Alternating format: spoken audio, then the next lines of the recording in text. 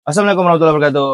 Waalaikumsalam warahmatullahi wabarakatuh. Apa kabar ini Ustaz? Ini hari-hari terakhir Ramadan Ustaz ya? Iyalah, antara sedih dan senang. Sedihnya apa tuh Ustaz? Sedihnya ya hilang. Hilang Kadang Ramadan. hilangnya kesempatan kita banyak beribadah. Hmm. Karena di Ramadan ini gimana ya? Kita tuh hikmahnya tidak kepikiran untuk buat maksiat. Iya. Enaknya di situ. Hmm. Jadi mau tidak mau ya ibadah gitu. Senangnya? Senangnya ya mau lebaran. Mau lebaran. Oh, kita dapat THR Ustaz ya? Insyaallah. Oh ya, ini BTW orang-orang baru dapat THR kan jadi kita bilang lah jadi sultan sehari lah gitu kan. Ya, sehari. Nah, kalau Ustaz gimana Ustaz? Fenomena THR nih Ustaz. Ya, alhamdulillah ya. Jadi kami di sini mendapatkan perhatian spesial dari para pengasuh dan pemimpin. Dan tentunya ini menjadi sumber kekayaan mereka. Jika mereka peduli terhadap kekayaan orang lain, maka Allah Subhanahu wa taala akan peduli kekayaan dia. Iya. Kalau dia fokus pada memberi orang lain, maka Allah Subhanahu wa taala akan memberi dia. Dan seharusnya kita pun derajat kita pun seharusnya udah OTW ke sana juga gitu. Kita sudah selesai dengan masalah kita sendiri gitu. Iya. Sangat cukup hina lah, cukup nihil kalau kita hari ini masih memikirkan diri sendiri. Maka dari itu menikah itu bagi saya naik level, dan maksud dari naik level itu dengan kita tidak hanya memikirkan diri sendiri, tapi ada tanggung jawab orang gitu, manusia yang harus dihidupin, apalagi kalau punya anak, tambah mungkin kalau orang tua udah sepuh. Maka dari itu kan generasi sandwich itu. Sandwich, Gen Z. Itu kan sangat mulia tuh. Ini kameramen kita Gen Z. Oh ya. Sangat mulia tuh, karena Allah Subhanahu wa taala memilih dia untuk menjadi orang yang terpenting dalam hidup orang lain. Ustaz Gen Z. Tahun berapa lahir? Saya 2000. Gen Z berarti. Saya milenial berarti. Saya sebaya pertama. Oke, Ustaz. Keren juga ya, baru 2000 ya? Serius? Mau KTP? Oke. Memang wajah saya tua aja nih. Enggak sih, saya enggak ke situ sih larinya. Cuman terkejut aja gitu, maksudnya ustaz-ustaz sekarang kan banyak muda gitu kan, banyak keren-keren lah gitu. Nah, kalau kita ngobrol nih bahas masalah THR keuangan gitu kan. Yang tadi kan Ustaz bilang yang penting menikah tuh apa tadi Ustaz? Naik level. Nah, minimal kita waktu kunjungan silaturahmi nggak ditanya lah kapan nikah lagi ya. Oh ya. Paling tanya sekarang kapan punya anak? Kapan punya anak? Lanjut. Anak satu, kapan anak kedua? Ya, kapan anak kedua? Ini aku nggak tahu nih, karena aku udah 3 tahun nggak pulang kampung, jadi nggak tahu pertanyaan apa lagi keluar ntar. Nah, jadi kan betul juga sih Ustaz, kalau THR itu memang disitulah kunci kesuksesan kita ketika kita pergi silaturahim. Karena kan banyak anak-anak kecil pasti ngantri kan, nunggu salaman dari kita kan. Nah, Ustadz pernah gitu nggak sih? Maksudnya itu gimana pandangan Ustadz tuh, Ustadz? Jadi seharusnya semakin kita dewasa ini kan semakin kebutuhan kita tinggi. Iya. Seharusnya wajib dapat THR itu ya kita lah. Daripada anak-anak kan. Oh iya. Kan sekarang kita kalau ke rumah orang tua udah gak dapat THR lagi. Iya, gak dapat lagi Bang, betul. Karena udah gede. Padahal kebutuhan kita justru lebih banyak daripada si anak-anak kan. Iya, betul. Cuman kan tradisi lah kita bilang. Ya, tradisi kan kalau di Chinese kan angpao kan. Kalau kita kan amplop gitu kan, bedanya itu aja. Yaitu sabda Rasulullah SAW, tahadu tahabu, yang memberi hadiah, maka saling mencintai. Hadiah itu apa saja, walaupun duit pun termasuk hadiah yang sangat mulia lah, karena bisa mencukupi kebutuhan segala hal sesuai kebutuhannya masing-masing. Apalagi kan zaman sekarang kan nggak ada duit kan dianggap remeh Ustaz ya. Oh ya, sengsara ya Ustaz. Bisa menggantikan posisi God lah ya. Oh betul. Ya, kalau tanpa kita sadari kan. Ya, orang udah hidup di dunia ini udah cari duit aja dah. Karena dia menganggap kemuliaan diri itu ketika dia memegang uang sebanyak-banyaknya. Nah, uang sebanyak-banyak Ustaz. Misalkan nih Ustaz dapat THR 271 triliun Ustaz. Apa yang Ustaz lakukan tuh? Itu mau nyawer anak-anak pun. Anak-anak paling butuh 2.000, 5.000 kan. Nah itu gimana Ustaz? Kayaknya beli pesawat tempur deh ngelawan Israel. Tapi harus les lisensi lagi kan, Oh, iya. bawanya kan. Terus harus punya izin melewati garis itu kan. Berarti Ustaz kepikirannya beli pesawat tempur. Bilang Iya. ada Ustaz. Lebih ke situ aja sih. Karena gini, saya apalagi kemarin dapat cerita dari para pimpinan kan dari Palestina gitu. Karena saya kan sudah ke Mekah sama Madinah, tinggal satu ke Al-Aqsa gitu kan, Palestina. Satu lagi ya. Ya, pengen Iya, banget betul. gitu. Apalagi sekarang saudara-saudara kita di Gaza butuh perhatian khusus, sedangkan negara-negara Arab lainnya belum peduli lah. Cuma ngirim duit-duit, padahal yang seharusnya dibutuhkan itu bukan Bukan duit. tapi ya politik, itulah menyerang dari segi politik, Harusnya menekan negara-negara. pintu itu dibuka Ustaz ya. Ya, si Rafah itu. Nah, garis itu ya.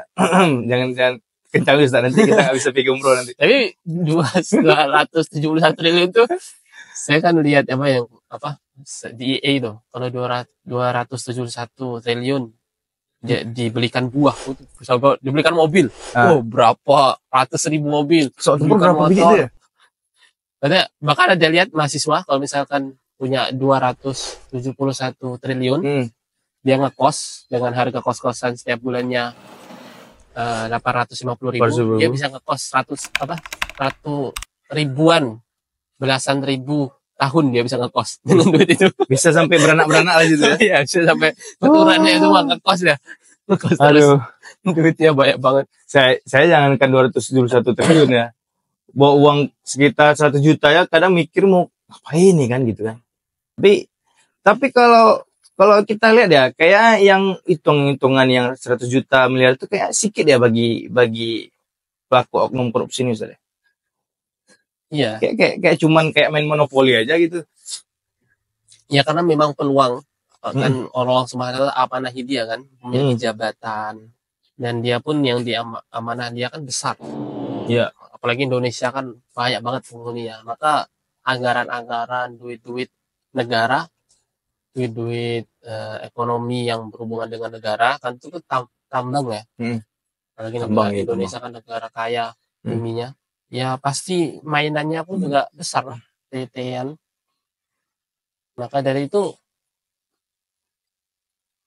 kadang saya juga melihat dari sisi lain, wajar sih tergiur gitu. Betul nggak? Mungkin kalau saya berada di posisi itu juga bakal tergiur sih. Banyak tuh Ustaz. Saya mohon maaf ya kalau melihat ada beberapa ustadz yang bisa dibeli perkataannya dengan duit, mengeluarkan fatwa-fatwa seperti ini. Tidak hanya di Indonesia, banyak. Karena saya juga mikir wajar sih, memang mainan dia dibayar miliaran gitu. Mungkin dia ada kondisi memang butuh duit. Karena saya husnudanya di situ. Ya. Walaupun ini adalah ulama neraka, kalau ulama yang lebih jelek daripada anjing neraka kan gitu ada hadisnya. Tapi saya di sisi lain wajar sih. Maka dari itu saya belajar bukan hanya mau memperkaya ilmu tapi iman juga. Iya. Innama yakhsyallah min ibadihil ulama. Sebenarnya yang takut dengan Allah itu ulama. Jadi ilmu itu berbanding lurus dengan takut kepada Allah. Semakin tinggi ilmunya, semakin takut dengan Allah. Kalau belajar ilmu yang tidak menumbuhkan rasa takut kepada Allah, itu bukan ilmu. Ilmu itu adalah yang dimana ketika kita belajar kita menambah ketakutan kepada Allah itu. Betul. Seperti itu. Karena kita kalau mau adu-adu ilmu pun masih lebih pintar iblis kan gitu kan, jauh kan. Tuh jauh. Yeah. Kita tidak ada yang lebih pintar dari Nabi Adam. Sedangkan Nabi Adam aja dalam tanda kutip tertundukkan oleh muslihat iblis dengan caranya iblis itu. Oh iya. Sampai ke situ. Nah, BTW nih yang 271 triliun tuh. Nah, kayak Ustadz tadi kan bermimpi gimana sih ke Al-Aqsa gitu kan. Kenapa harus mikir ke pesawat tempur gitu? Kan ada jalur lain gitu kan. Kenapa yang langsung ke ekstrim gitu Ustadz, maksud saya?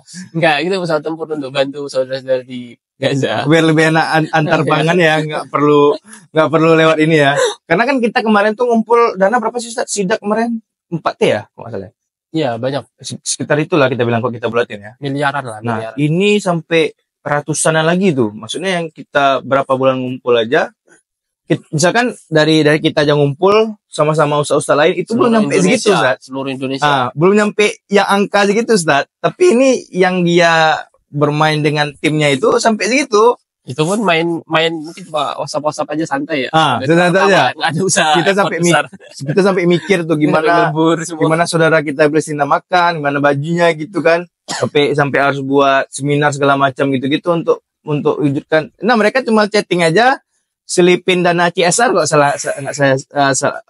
saya nggak salah info gitu.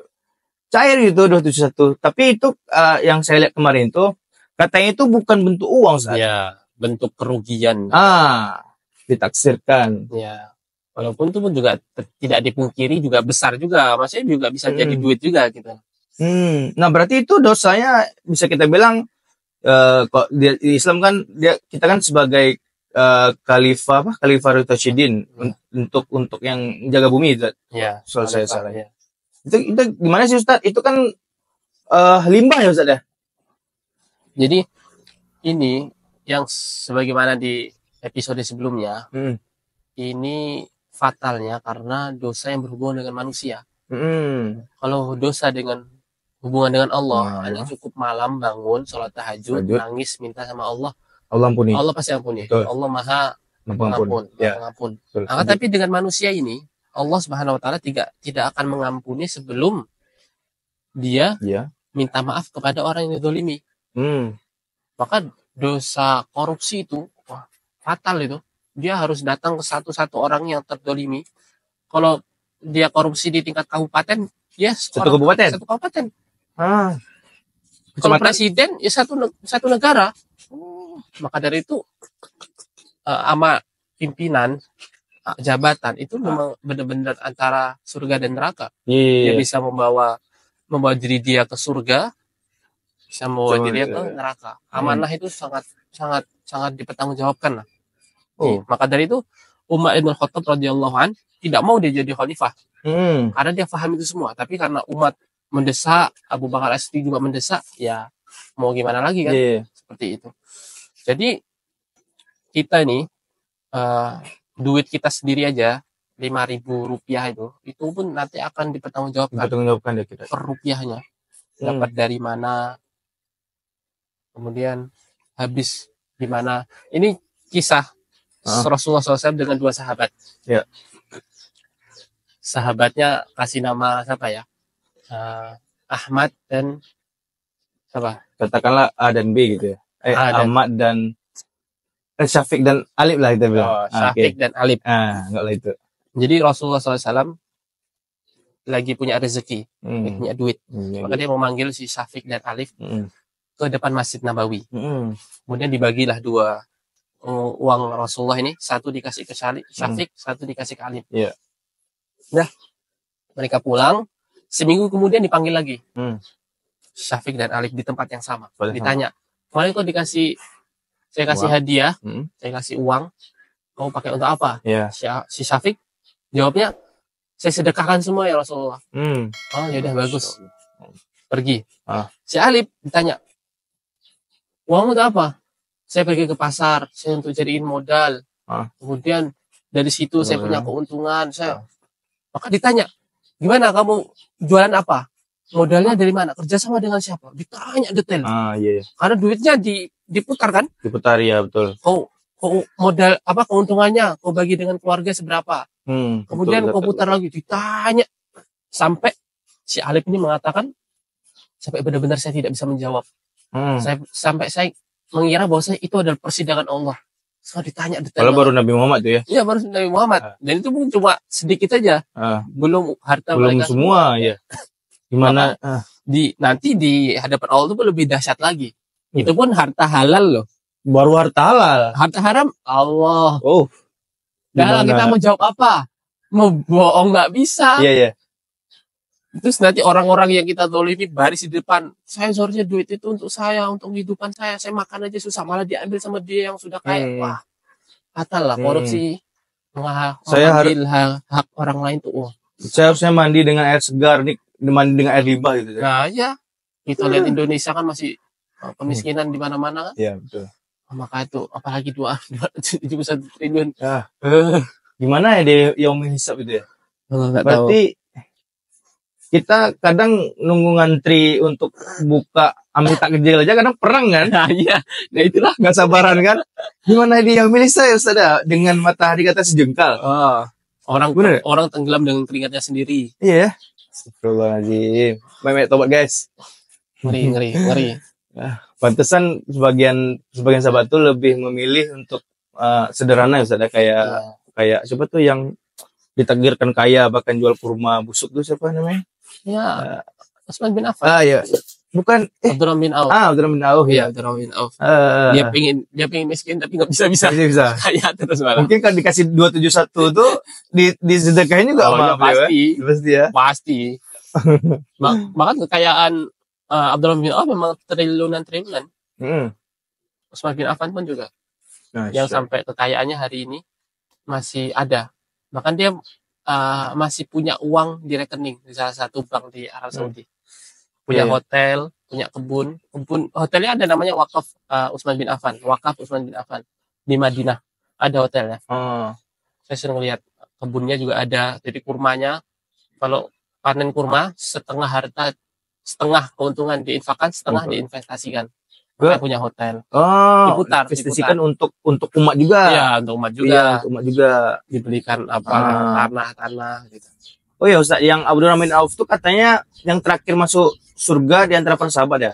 Karena kekayaannya itu saya gimana sih maksudnya? Saya masih bingung tuh.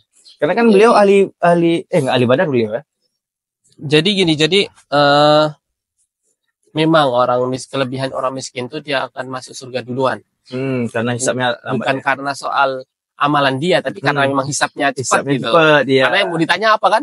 Ya. Hartanya cuma baju yang nempel aja, ditanya apa lagi, istilahnya gitu. Kalau mau makan buka puasa ke masjid ya, berebutan gitu kan. Gak usah bingung-bingung kan, cari duit sini, masak beli di sini, beli ayamnya halal apa enggak. Dan masuk masjid aja selesai, pulang gitu aja setiap hari kan. Nah kalau orang kaya ya semakin banyak ditanya kan, ya maka butuh waktu istilahnya. Maka itu tuh dia masuk terakhiran. Walaupun kita tidak memungkiri banyak amalan-amalan yang dimenangkan oleh orang kaya seperti infak. Banyak ada hadisnya, maksudnya orang-orang miskin muhajirin mengadu kepada Rasulullah, ya Rasulullah ini kita kalau kayak gini kalah dong dalam beramal sama orang kaya. Dia bisa berinfak, dia bisa beli kuda kalau perang, dia bisa beli senjata. Ya kita nggak bisa apa-apain. Bisa infak orang biasa kalah dong kita kayak gini. Nah dari itu Rasulullah SAW yang gaji-gaji di bawah UMR tuh ya. Rasulullah kasih amalan yang apabila engkau mengamalkan maka engkau mendapatkan pahala seperti orang infak. Infak. Apa itu? Zikir pada sholat. Zikir setiap Subhanallah 33 kali, Alhamdulillah 33 kali, Allahu Akbar 33 kali, ditutup dengan la ilaha illallah. Apabila diamalkan setelah sholat, ini pahalanya seperti infaknya orang kaya. Maka itu orang miskin itu senang dong. Senang zikir, iya benar. Diamalkan tuh seminggu terus tuh. Minggu kemudian datang ke Rasulullah. Bahaya. Bocor. Apa tuh? Maksudnya orang kaya tahu juga, jadi dia mengamalkan. Iya betul. Nanti gimana tuh? Gimana dong? Dia mengamalkan, dia infak juga gimana dong? Iya. Akhirnya Rasulullah menutup, udahlah, orang miskin punya kelebihan, orang kaya punya kelebihan. Ini menunjukkan bahwasanya orang kaya tidak selalu hina dalam Islam. Iya betul. Tetap ada kelebihan. Walaupun di akhirat memang mungkin dalam hal hisab dia agak lama. Tapi yang bisa jadi amalan dia juga lebih. Ya, betul. Tapi itu pun juga bermain di zona yang bahaya juga. Bisa harta dia membuat dia masuk neraka, bisa justru malah menyelamatkan dia masuk surga. Karena salah 3 korek utama neraka itu salah satunya orang kaya yang sedekah, yang ingin dipuji agar dia dipanggil sebagai dermawan. Berduanya ulama dan mujahid. Ulama yang dikatakan dia alim, wah ini Ustaz banget nih, ya followersnya naik, dipuji-puji. Ustaz industri nih. Ya, apalagi istilah-istilahnya kan. Suami idaman apalah. Sama mujahid juga yang biar dikatakan, wah ini pahlawan nih, pahlawan. 3 korek utama neraka.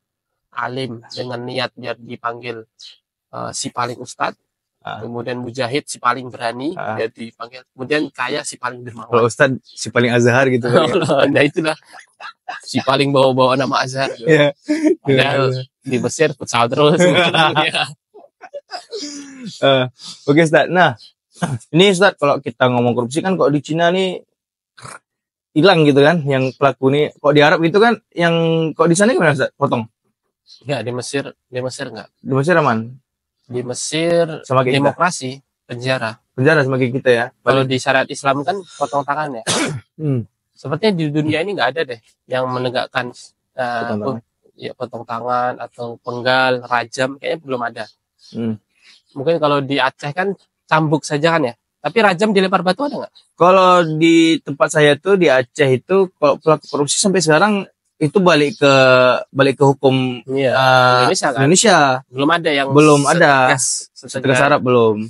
Setegas Arab kayak Cina, Rusia belum sih. Di Arab pun katanya memang ada, tapi dulu memang populer. Maksudnya ada satu tempat, saya lupa namanya, memang di situ tempat kisos. Jadi setiap hari Jumat pasti orang berkumpul karena kisos itu kan wajib disaksikan orang-orang di depan umum, halayak umum. Di Aceh gitu juga. Nah cuma sekarang dengar sudah nggak setiap Jumat gitu, nggak tahu. Sepertinya juga sudah mulai ikut peraturan kerajaan itu seperti penjara dan seterusnya. Oh, udah berkurang ya seperti itu ya. Oke Ustaz, mungkin alhamdulillah kita banyak dapat pelajaran hari ini. Mungkin ada pesan untuk penonton Ustaz. Ini berhubung dasar gitu. Ya, kita hidup di dunia ini semua akan dipertanggungjawabkan. Maka jangan ngasal. Kita harus tahu bahwasanya kita nanti akan kembali, kita akan dipertanggungjawabkan. Maka pandai-pandailah dalam beramal gitu. Jangan mengamalkan sebuah amalan yang itu merugikan kita di akhirat. Hidup ini enggak hanya di dunia. Kun fid dunya ka'annaka gharib aw 'abir sabil. Hiduplah dunia ini seperti musafir. Musafir nih kalau hidup ya dia pasti akan fokus pada tujuan. Tidak berlama-lama dan tidak membawa banyak hal gitu. Enggak mungkin musafir bawa kulkas. Bawalah yang cukup untuk dia di perjalanan itu. Wa tazawwadu fa inna khairaz zadi taqwa, dan berbekallah, dan sebaik-baik bekal adalah takwa, amal saleh. Itu saja sih. Baik. Terima kasih kepada teman-teman yang selalu mengikuti episode kita. Maka jangan lupa untuk like, share, subscribe, dan sebarkan sebanyak-banyaknya. Semoga dengan dukungan teman-teman semua kita bisa istiqomah buat konten seperti ini. Kita penuhi media sosial dengan konten-konten positif. Terus ikuti episode-episode kita. Barakallahu fiikum. Ditunggu di episode selanjutnya.